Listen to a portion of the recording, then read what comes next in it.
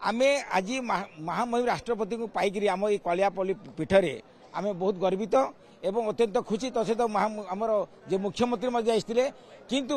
जो आज देखिले प्रतिश्रुति देले नीलमाधव कथा कहले सबର कथा कहले आम बहुत अत्यंत खुशी हेलु एवं विकास कथा जोटा मैंने टे भूली गले जोटा आपंकर देखिए आदिवासी पड़ा देखिए देखुन गोटे छोट छोट कुड़िया कर माने घर नहीं एवं विद्युत नथिला एबे राष्ट्रपति आसिले खबर पाइए विद्युत रास्ता सब होईची मैंने एमती जीवन यापन कर जीवन जीविका पंथा नहीं ठिकार आपण फलमूल तोलिकी से मैंने मैंने कंटिलो बाजार को लेकिन चलुं निजस्व जमी भी मैंने एकड़े दुई एकड़ नहीं मैंने यहाँ तो ये अनुष्ठान उन्नति करा जाऊ आम स्वीकार करूँ किंतु आमर एटिकी खबर मैंने देखुन ये आम ठाकुर को लेकर पुरी रे मैंने कोटिपति मेचा मेचा सुना पुंज पंडा मैंने हेले जार ठाकुर सी आज देखो केमी दारिद्र पड़ रही आप जातु घर में देखिए सुना तो रूपा टंका तो नहीं कोना पैसा नहीं झोटी माटी घर रोचे तेणुक भारत सरकार को एवं राज्य सरकार अनुरोध करुँची जेहेतु सबर मन विकास होती पहले आसिक निजे विकास करूँ एवं कर्म जीवन जीवन जीवाई किसी को पंथा देखा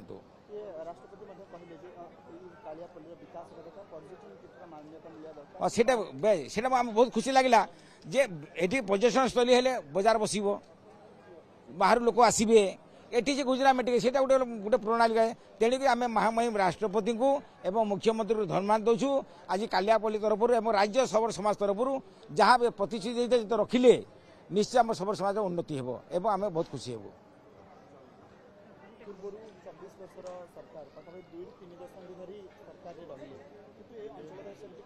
आज्ञा कहबी ये जो आपणकर मुत कथा कहूँ मुझे थर 10 थर जाइए जिला प्रशासन को ओडिशा सरकार को गत सरकार को कही पांड्यान जो कहती ये माने जो किंग मेकर कहती तांको भी अवगत करी बहुत थर बारंबार ये अभियोग कर कालियापल्ली सार ये दुरवस्था अच्छी जोटा मैंने आज जगन्नाथ संस्कृति आज आम बजा बजाऊे आज जगन्नाथ संस्कृति सारा पृथ्वी में विख्यात अच्छी किंतु सेठिकार ठाकुर जो मुख्य पूजक से पीठर जो अवस्था अच्छी बहुत बारंबार चली तापर आप विश्वास करेंगे एटिकार आदिवासी भाई मैंने जोटा मैंने सबर मैंने पट्टारे सबर अच्छी कि 2011 सेंसस रे पाण थिला से मैंने कहले आम पाण हेबू नहीं कि घर करूँ नहीं जिते प्रधानमंत्री घर आसला कहीं कले नहीं तापर भाग्य को भल जे मु बलांगीर आसिक पहुंची आम ये जिलापाल पूर्वतन जिलापाल टुडू मैडम थिले ताकू कहीकि एवं धारणा देकरी तापर परिवर्तन हो कि ना कि प्रधानमंत्री घर हो रास्ता बिजली लगी ना मु दुख कथा आप जो प्रश्न पूछते भारत है स्वाधीन एत वर्ष है विकास नाला हाँ 26 वर्ष सरकार निश्चय शुणु एवं जो आम पाइु महामहिम राष्ट्रपति आम आदि संप्रदायर मुख्यमंत्री जो आम आदिवासी संप्रदाय पाइु आम आज तो विकास नहीं क्या दोष देवा विश्वास पीठस्थल तो गोटे पर्यटन स्थली कम करूँ आठी बहुत लोक भी आसतु जमी नील कटिल नीलमाधव को आसते भूली जाऊँचे माने विश्वास सबर पीठ को तेणु ये गोटे यदि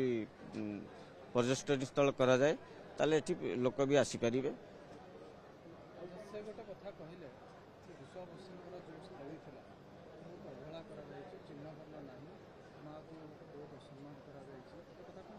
एटा सत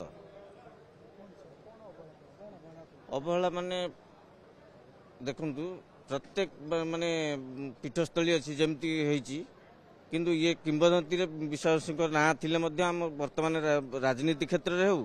कि चाकरी क्षेत्र रे हो कि शिक्षा क्षेत्र रे हो कोथिरे भी ना माने ना नाही विश्वास भी माने सेमती ना नाही ए पीठस्थली देखुं कि जराजीर्ण अवस्था पड़ी अन्य मानक तो जो पीठस्थली देखुं गोटे जदि कौ माने थी से डेभलप हो कि पीठस्थली माने ध्यान देना प्रशासन भी ध्यान देनी कि कौन सरकार भी देना देखा जाऊ बीजेपी सरकार आम कौन कर देखू किसी कले आम चाहूँ किसी घोषणा करेंगे किंतु कले ना तेणु मत प्रश्न दुख लगे जोटा आशा करूँ कि हो पारानी